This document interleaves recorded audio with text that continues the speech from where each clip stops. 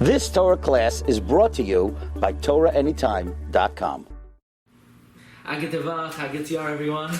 I want to share with you, in the first evening after the holy day of Yom Kippur, an incredible comment of the Vilna Gaon and the Bir Hagra, which really opens for us an understanding of what the days in between Yom Kippur and Sukkos mean, what their kayach is, what their power is, and it's something which is very overlooked. Rama, in Siman Tafresh Chav Dalet, says, a halacha we're all familiar with, we don't say Tachnun in the intermediary days between Yom Kippurim and Sukkos.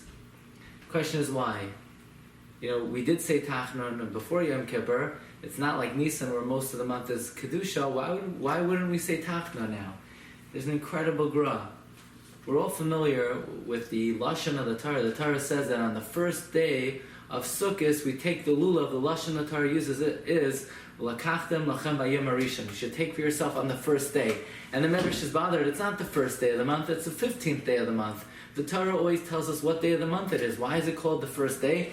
And the famous comment of the Medrash is Rishain lecheshvain avonos. It's the first opportunity to sin. Simply, it means that Yom Kippur, all your sins are forgiven, and we're busy obtaining the Daled Minim and building the Sukkah in between Yom Kippur and Sukkos, and therefore there's not an opportunity to sin. The first day of Sukkos is really the first opportunity to sin.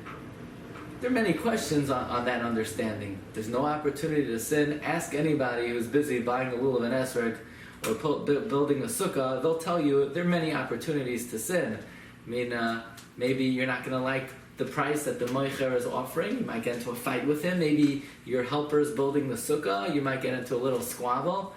And if that's the case, if you're too busy to sin in preparing for Sukkos, on Sukkos you're not also too busy to sin. There you're actually sitting in the sukkah. There you're actually taking the Daled Minim. The Gra says an incredible explanation. At least this is the way I'm understanding the Vilna Gaon. The Vilna Gaon says like this: the reason why we don't say Tachnun in the days between Yom Kippur and Sukkos, says the Bir Hagra, Mishum to have a Yom Tiv.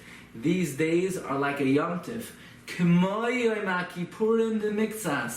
are slightly like Yom Kippur. Like the Medrash says, Rishain lecheshvain avonos. What the Vilna Gaon is telling us is that these days between Yom Kippur and Sukkos have a koyach of kapara like Yom Kippur. They are also mechaper averos, meaning they have a special kedusha and a special koyach that they wipe away averos. And therefore, even if a person does do an avera, by doing tshuva during these days, it's mechaper and it wipes away the chatoim. It has a koyach slightly like Yom Kippur. It's not that we're too busy to sin, but it's that if we take the opportunity to do tshuva during these days have the koyach HaKapara. And therefore, in the next 4 days, until the Yom Tov of Sukkos, the Zman of Tshuva has not ended. We have an additional 4 days that have a koyach slightly like Yom Kippur. So let's take advantage of these days. The minhag is to get up early, the day after Yom Kippur, to go immediately from the days of Tshuva to Zrizus b'mitzvahs. And if we take advantage of these days, we'll be able to go into the Yom Tov of Sukkos clean, pure, and in the proper frame of mind to Mekayim Ba'ava, the mitzvahs of the Daled Minim and the mitzvah of Sukkah. So we look forward to the Yom Tov of Sukkos. Haba Aleinu L'Taiva. Have a great day. You've just experienced another Torah class brought to you by TorahAnytime.com.